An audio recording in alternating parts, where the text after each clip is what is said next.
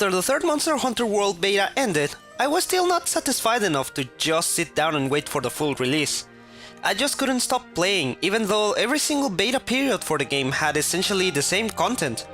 Except for the final one that had the Nergigante fight, but still, the same all around. But on January 26, 2018, or in my case January 25 at 10 PM because time zones, the game finally released, and of course I just had to dive in and no-life it, like any other respectable video game release.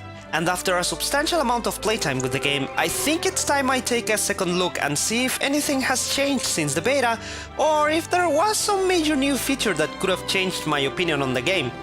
Although, let's face it, I'm sure I'm gonna have a great time with this. In any event, let's not waste more time. These are my thoughts on Monster Hunter World.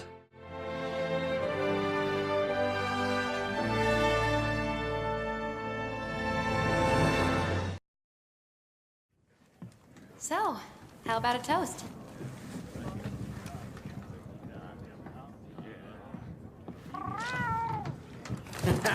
To the A-list! And the commission! Cheers! Our story starts in a ship. Your character is part of the 5th Fleet heading to the New World to help the Research Commission solve the mysteries of this new uncharted territory. Or at least that's what your character must be thinking before suddenly Godzilla!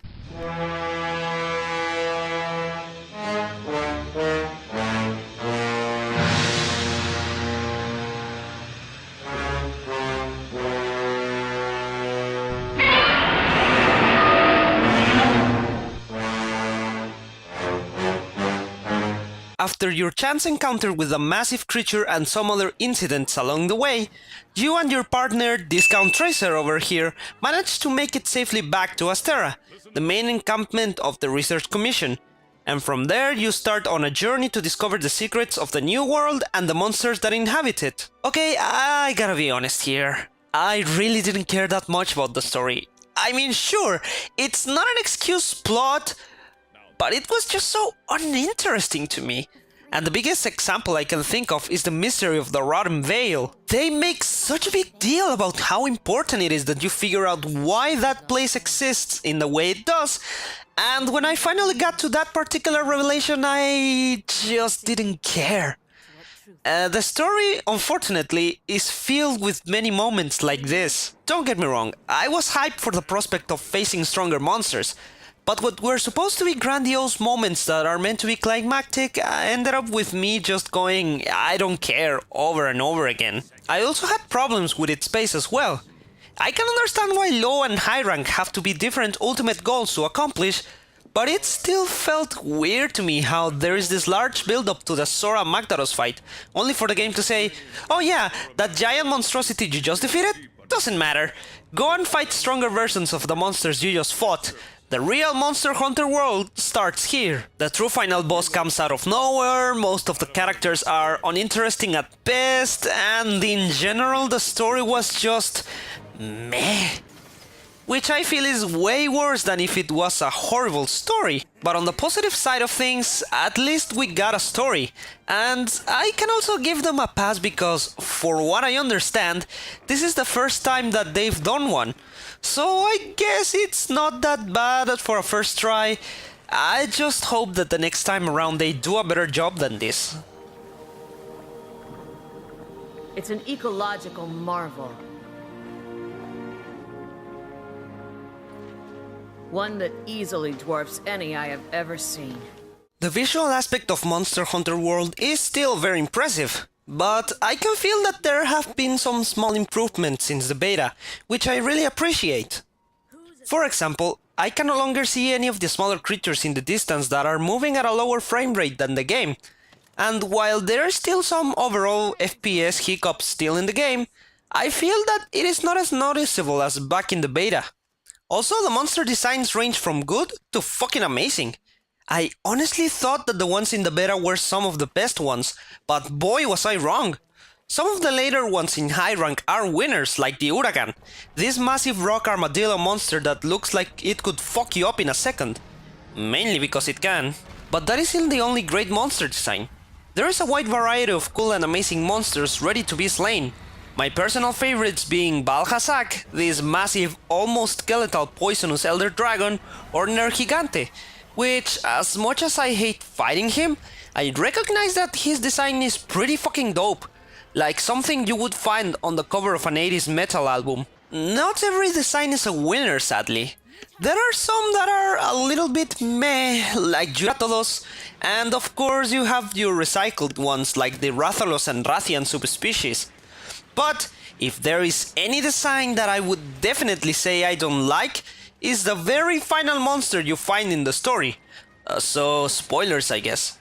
Xenojiva looks like something straight out of God Eater, which granted it's not a bad thing per se, but his design, motif, and even the arena where you fight him just brings to mind something super anime, especially when he starts firing laser beams out of his mouth.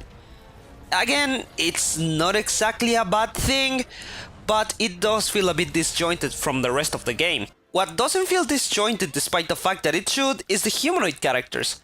And I say humanoid because despite what may appear on first sight, humans aren't the only race that is seen in the new world at least. And I guess they have been there since the older games, but I honestly thought that it was just humans. There's what appears to be elves, halflings, and whatever the fuck the first Wyverians are.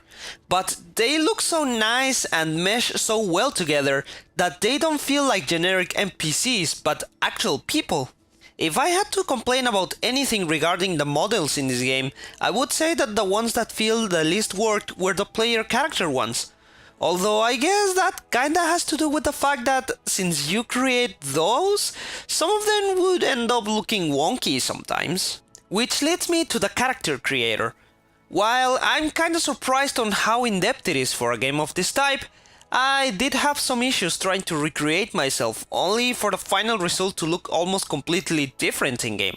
Which led me to pretty much just cover myself in armor instead of turning on the option to being able to watch myself because how disappointed I was with the final result.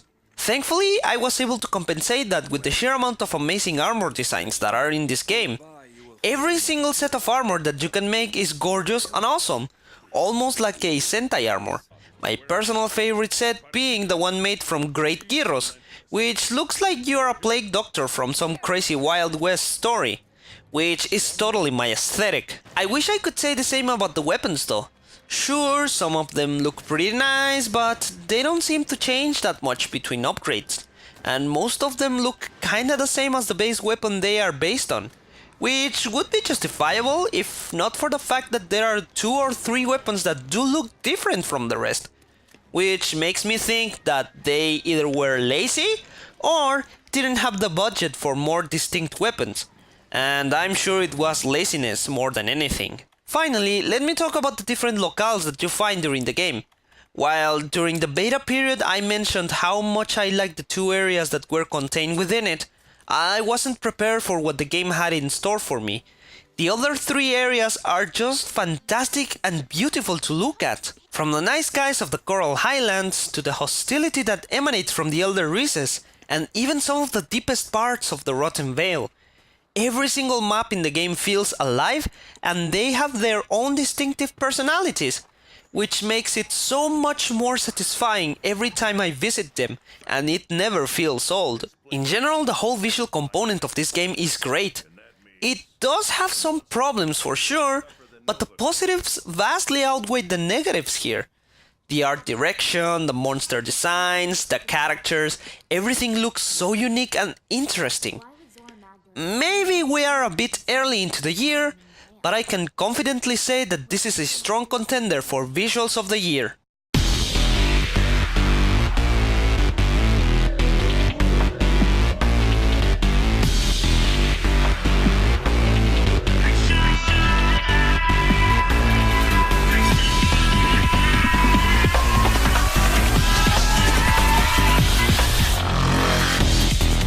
On the audio side of things, I must say that the music really didn't leave that much of an impression on me.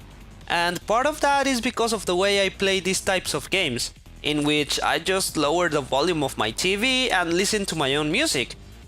But the few times I decided to pay attention to it, it really didn't capture me.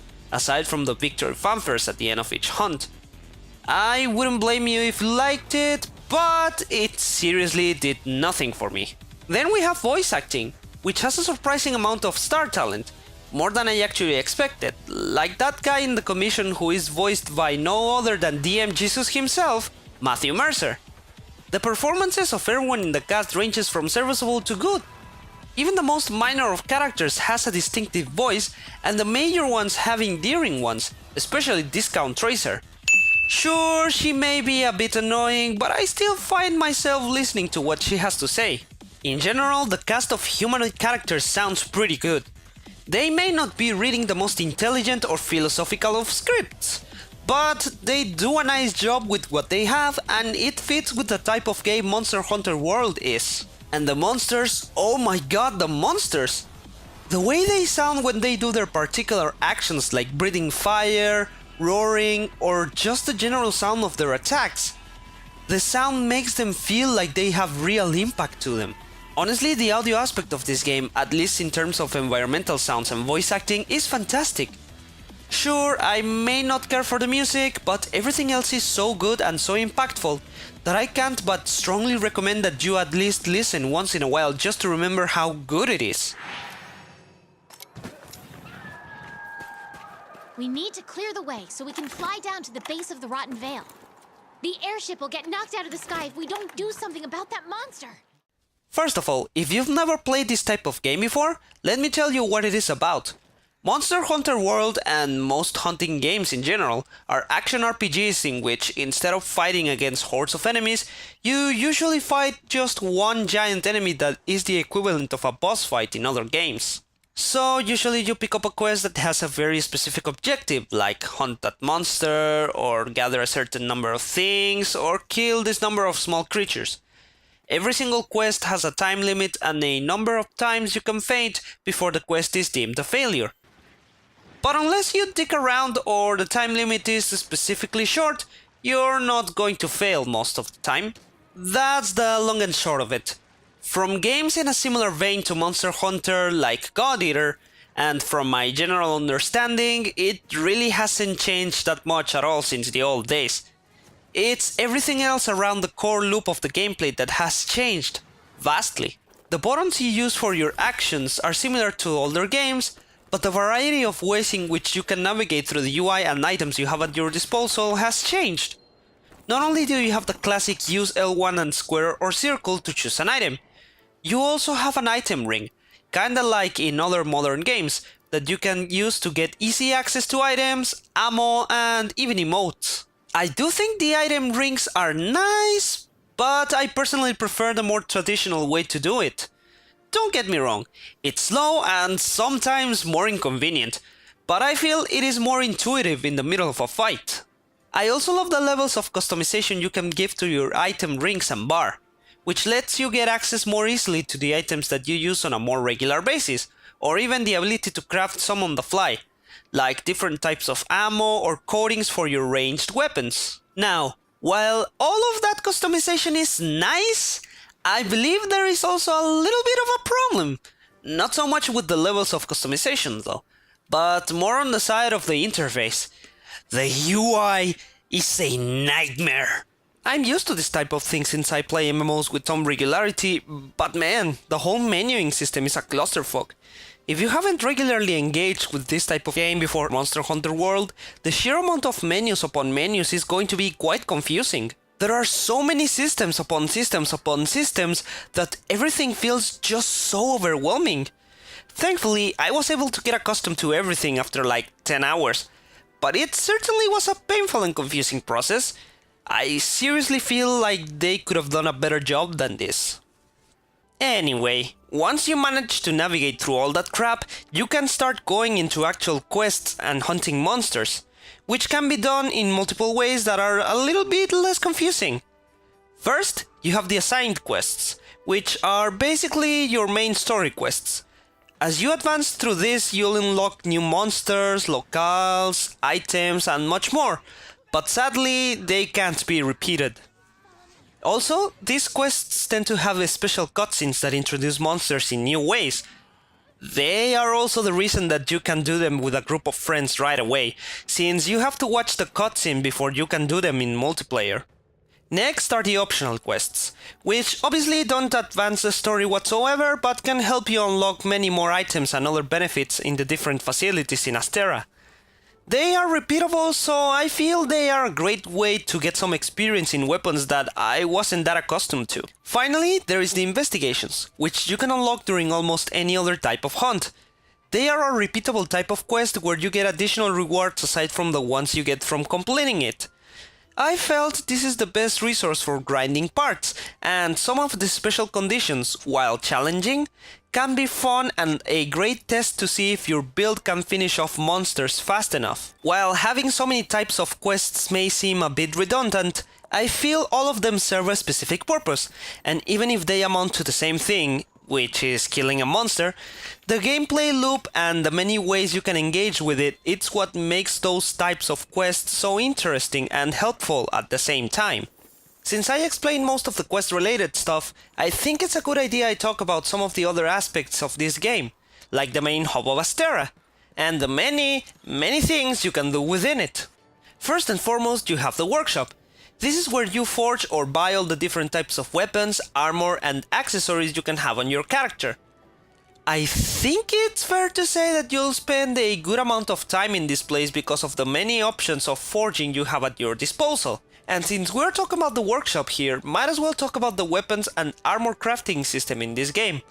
First of all, from all the 14 different weapons that you can use, you have 2 different varieties to start with, bone and iron. Iron weapons tend to have a lower attack power, but in the case of physical weapons, have a little bit more sharpness, which makes it so that you don't have to sharpen your weapon that often.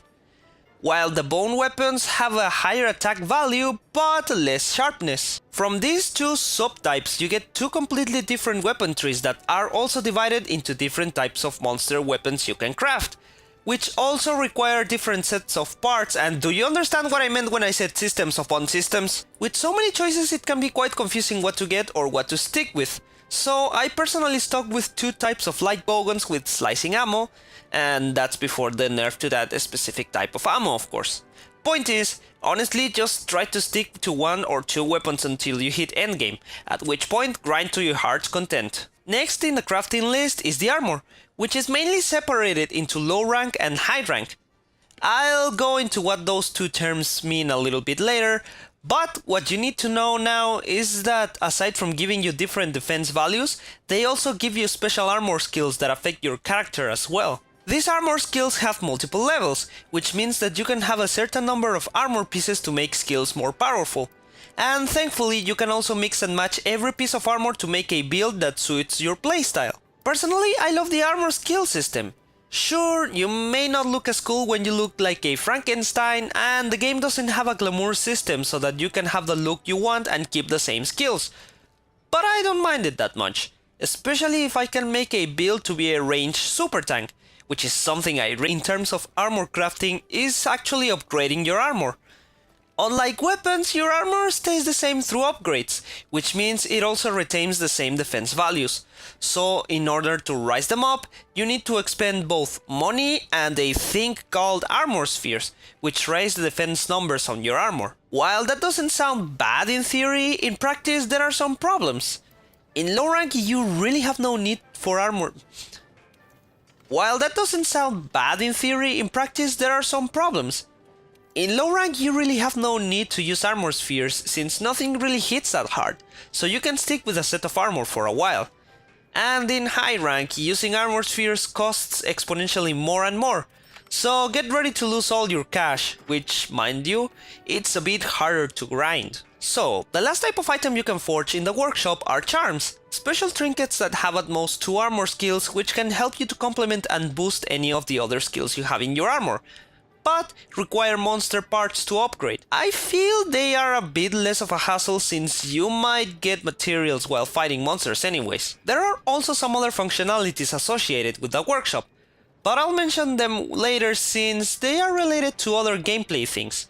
For now, let's move into the other facilities you can use in Astera.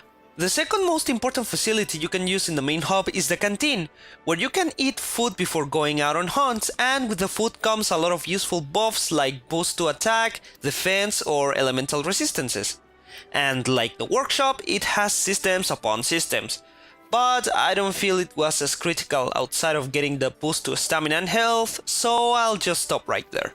Then there is the Elder Melder, which, to be perfectly honest, I didn't have any real use for at all during 99% of my playtime.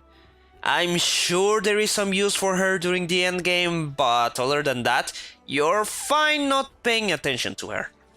The next two facilities I'm going to mention briefly because, while useful, they don't offer that many benefits during your hunt.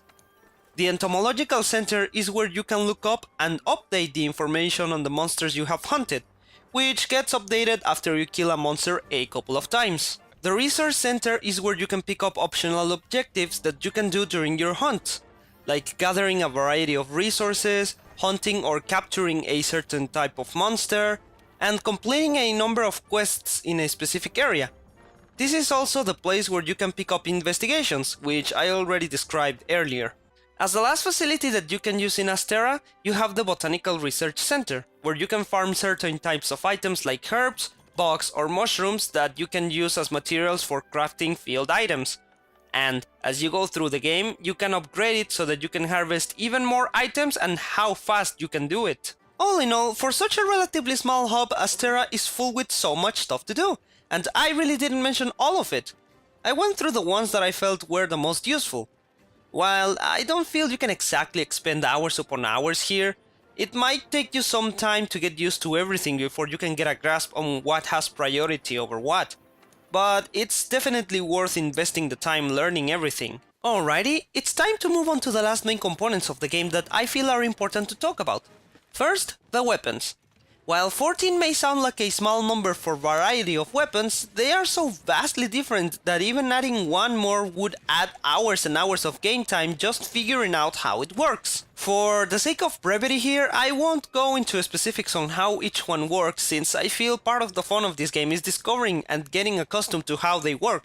So I'll talk about my general thoughts in this regard and my two favorite weapons. You could classify the weapons into 4 general types in terms of similarities they share with each other: heavy, light, complex, and ranged. Heavy comprises those weapons that are huge and slow, but pack a serious punch, like the greatsword, hammer, hunting horn, and both types of lances. Then there is the light ones, which deliver attacks at a fast pace but require multiple strikes as part of their DPS output. They also offer a great deal in mobility to compensate for the lack of defensive options, like the dual blades, sword and shield, and long blade. As for the third type, complex, these are weapons that may fall into the 2 other categories, but have movesets that require you to know exactly what you are doing and when you are doing it if you really want to squeeze all their potential and damage output to the max.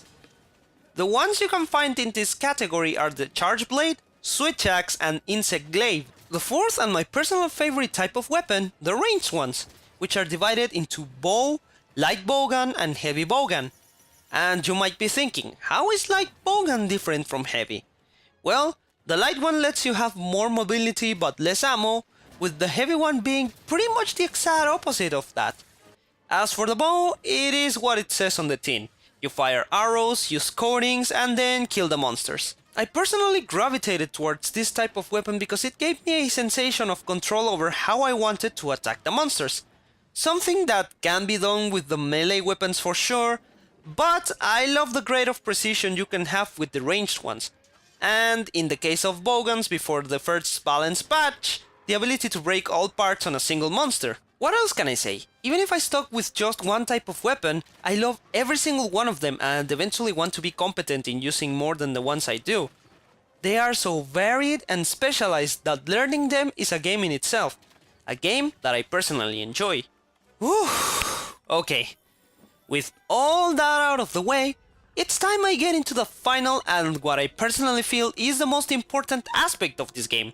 The act of hunting the massive creatures themselves, the combat. Let's say you picked up a quest, eaten your food, upgraded your weapons and armor, and ran out of all the stuff you can possibly do previous to a hunt.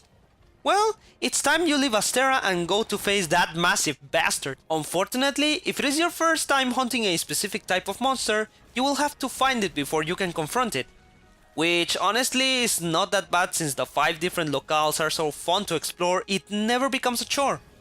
And how do you find it?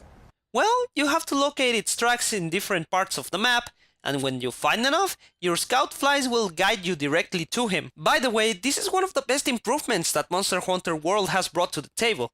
From what I understand from previous games and other ones in the genre, you had to track the monsters without help and through segmented maps divided by loading zones, which meant that if the monster decided to escape, you had to run like a headless chicken across the map in hopes you can find him. Thankfully, with the expansive continuous areas, this is a problem of the past.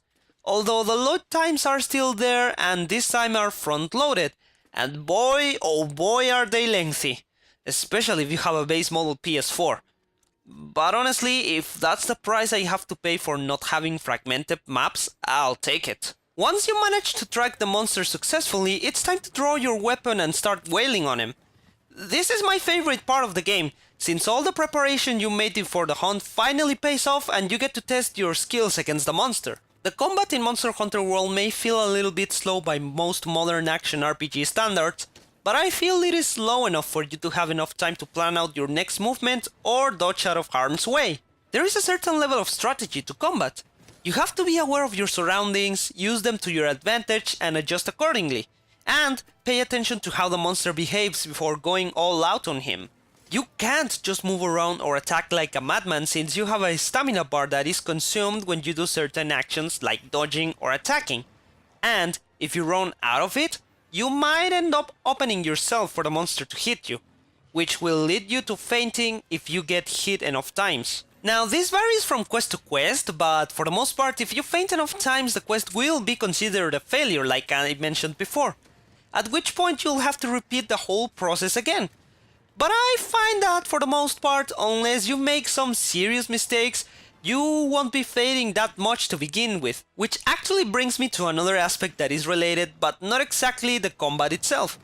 Monster Hunter World difficulty is divided into 2 sets, low and high rank. Low rank, which conforms the first half of the game up to the rematch with Sora Magdaros, is an overall introduction to most of the regular monsters in the game. They don't hit as hard, their patterns aren't as complicated, and upgrading your armor really doesn't matter since nothing really insta-kills you. Once you get past that though, you enter into high rank, and the very first thing you'll notice for sure is that even the strongest set of armor in low rank is quite weak compared to the 2 new types you can craft in the workshop, Alpha and Beta sets, which are based on the same monster but one offers more skills without the ability to customize them, and the other only has one set skill, but you can bring in your decorations and highly customize them. High rank is also the point in which you may want to start really mix and matching your skills so that you can better suit to your playstyle.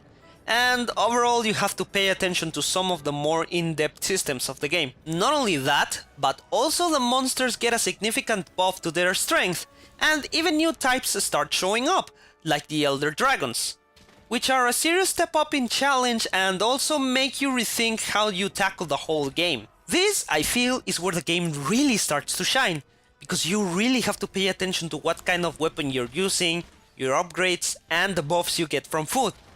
Everything really starts to matter and comes together almost perfectly, to the point that it is important that you do your preparations good enough or you're going to have a rough time. High rank is so much better that it almost makes low rank feel like an extended tutorial, which for some people with less patience it's going to be a little bit of a pain. But I believe that if you stick with it, everything pays out eventually in the form of more challenging and, in my opinion, more fun fights that you can find in high rank. And that is what Monster Hunter World is all about.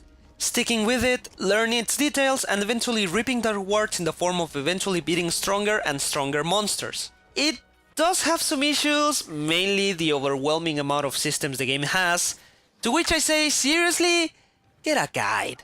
I know, it's not newbie friendly, and not many people may find that fun, but god damn it, it's so satisfying diving into the wiki and listening to other people's experiences on good tips and tricks on how to get better at hunting. In the end, I feel the flaws of this game are so minor to me in the bigger picture that is the rest of the gameplay that I'm honestly not bothered that much by them, and I love Monster Hunter World so much that I can see past them without much of a problem. Based on gameplay alone, the plethora of things you can do, the ways you can tackle the monsters, and the amounts of time you can spend even looking at the different locales, I feel this is a serious contender for Game of the Year. Spectacular! I won't soon see another hunt like that.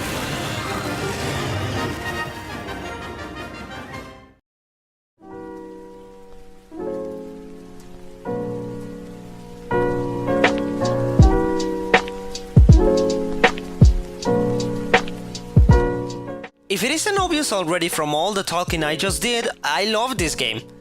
A lot. It's so full of wonder and stuff to do, sometimes to its detriment, but it's just so fun to dive into the game time and time again that, as I've mentioned before, I really don't care that much about all the flaws and sheer amount of systems upon systems.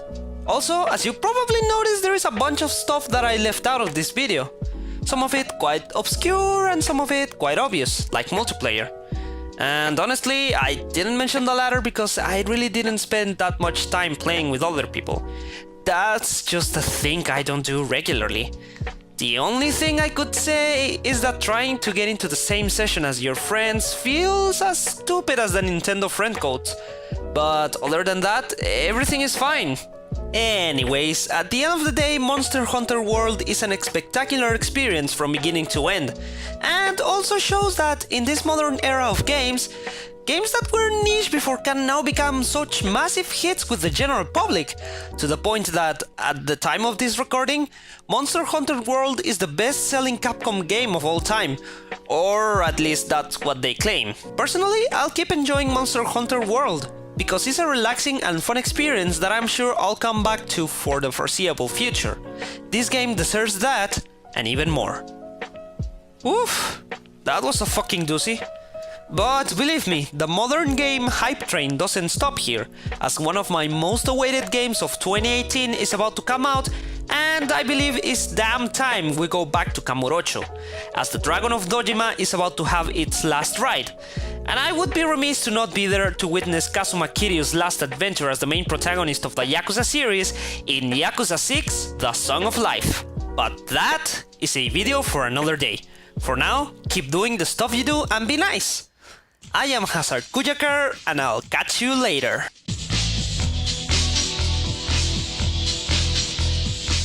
Hey, if you liked what you saw, check out my other videos, subscribe and tell a friend. That way, you can help this channel grow.